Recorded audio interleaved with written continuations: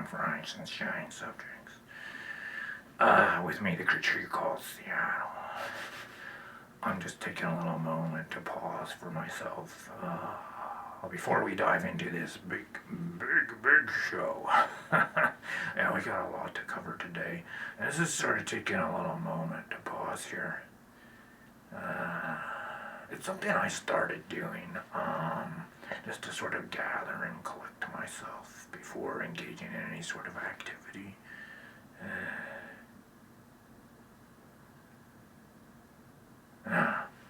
I saw a homeless guy doing it down on 3rd and Pike. He was just sort of sitting there like this. And he make that noise every now and then.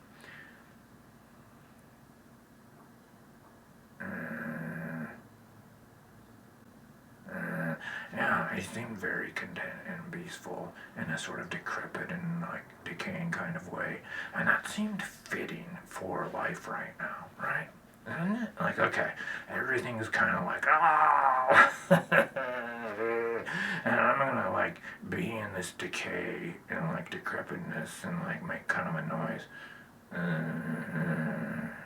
Now, I guess that's my little tip for this morning.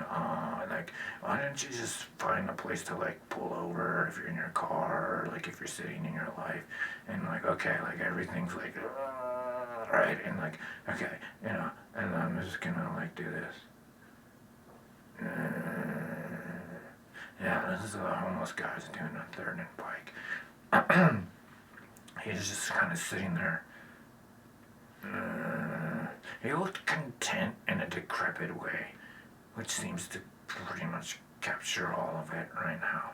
Alright, so there you go. On other morning shows and other times, you might have gotten some other kind of tips, but we're here now, right? And everything we've made. And it all appears like it's gonna keep growing. And all around this homeless guy, there is like crap going on and sirens or whatever else. And he's like, I think he also was like soiling himself, and which you're gonna find, unfortunately, is sort of a thread through this show this morning. Alright, so strap it on in, as it were, because you're probably going to be making that noise at some point as we go through this show.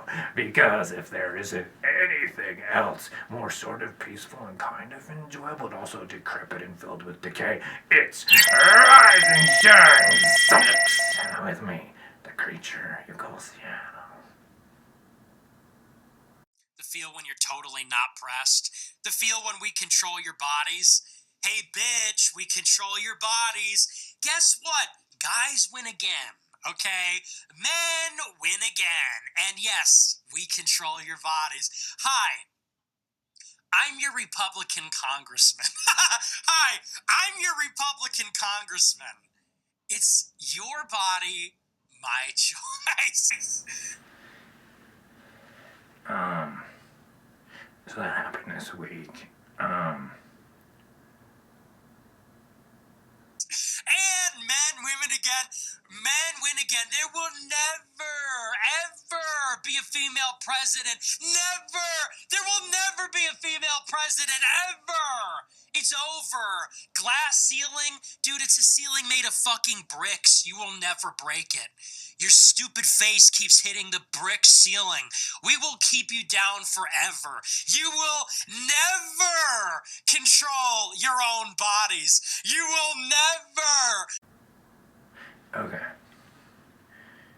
So, a lot has been made of this. This guy said this. A lot has been made of it. You will never. Does anyone notice how many times he says never? Right, a lot. Never. So, this is a morning show moment. Just, like, try to do the little chuckle that guy does, and then pronounce never the way that he does. Let's do this. Alright, this will be kind of like an experiment to get inside. Like, what the crap's going on here? Never.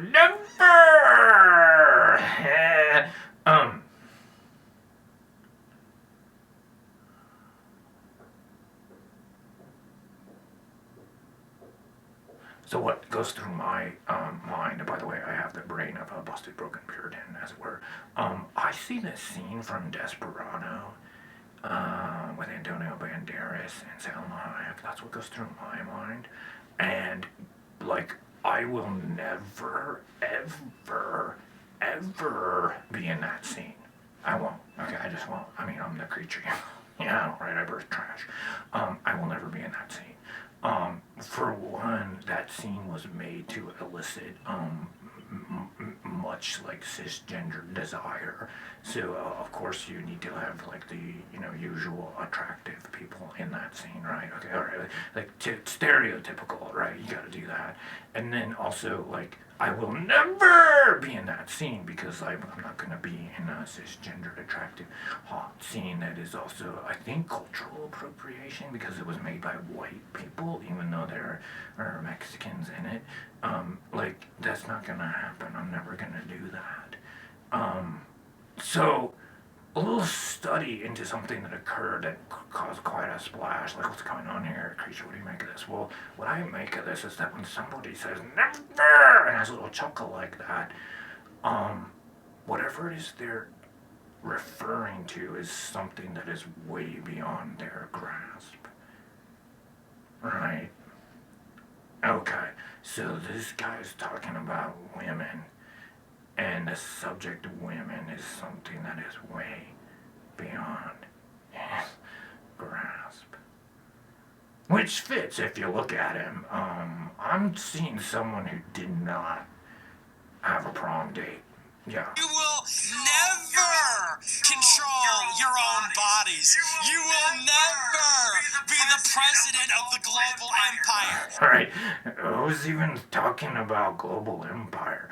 Like, to me, he pulled those words out because that was the name of the, like, ice cream shop he wanted to take Delilah to.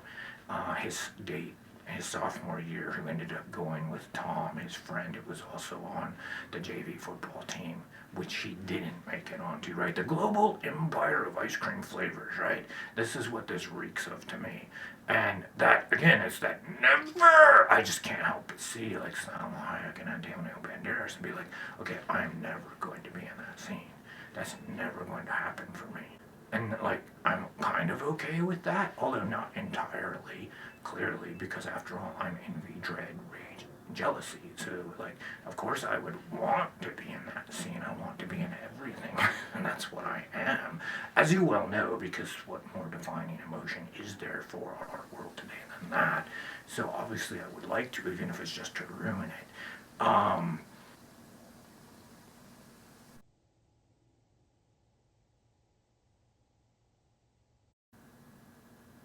Okay, so that's what we have with this guy. Now, it's telling to me that it made such a giant splash because clearly anyone could look at that. And maybe you've done this and you're doing this at home, right? Again, like, come on, rise and shine subjects, we're getting through the day, right? And they try saying never the way that that guy does, and see what pops in your mind, as it were. Remember, I've got the brain of a busted, broken Puritan, and so do you. Otherwise, I wouldn't be here, and everything that's going on wouldn't be happening, which we'll get to. Of course we will. See what pops in there, right? This guy is still thinking about his sophomore date, who went with his friend Tom, and not him, and he had a lonely night, as it were, and it sounds like he's had quite a lot of them. Now, it's interesting that it's become such a big deal.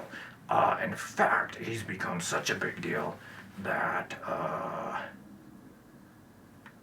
this happened.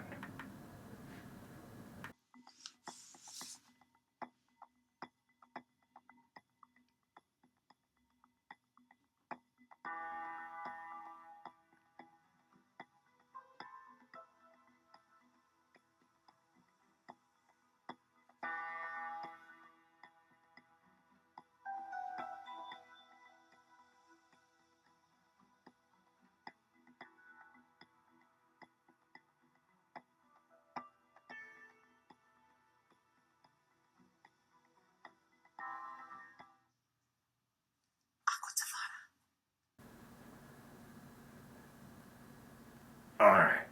Like, I knew you all were kind of like, sort of fucking crazy. Because after all, you made me. But, you're really going places now. Like, holy shit.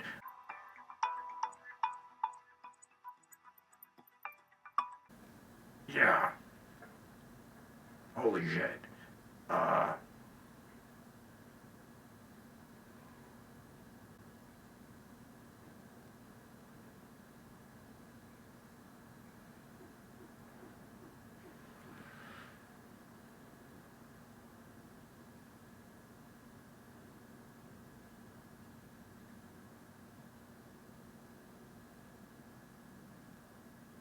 I'm just gonna lay it all out there for you because we're here and that's my job. And what else is there to say? Every day across this country, you wake up hoping to have someone to hold and love. Hoping to hang on to the person that you love and to continue to love them. I know, because I sense your fear, your jealousy, your envy all day, every day. It drives inside your bones, it beats deeply in your marrow.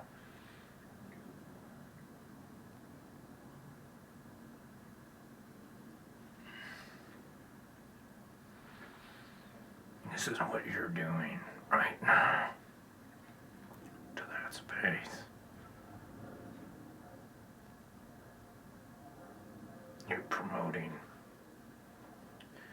a guy who's never gonna get laid.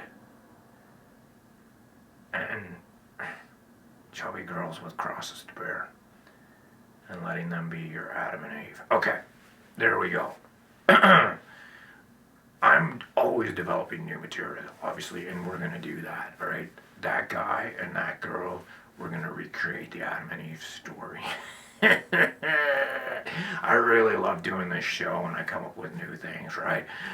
Where's this all headed? Where are you taking things right now today if you're watching this show going creature? I kind of got a crush on someone and I'm wondering what's going to happen. Like, can I sift through this morass of misery in order to create a connection with her? Well, bub, you're not living in the old world where there was at least a hope for some kind of connection. You're living in a new world built by me, by you, continued by us, and defined by this creation story, as it were. So, on Story Time with me, the creature you call Seattle, on upcoming episodes, we're gonna retell the Adam and Eve story with these two beings. See where it heads. And that will be a clue for you about what to make for love in your life, if you don't know already. And if you don't have a clue as we go through the rest of the show, because we'll be coming back to this topic, as it were. Alright, so there's your morning monologue on Horizon Shine subject. Let's move on, shall we?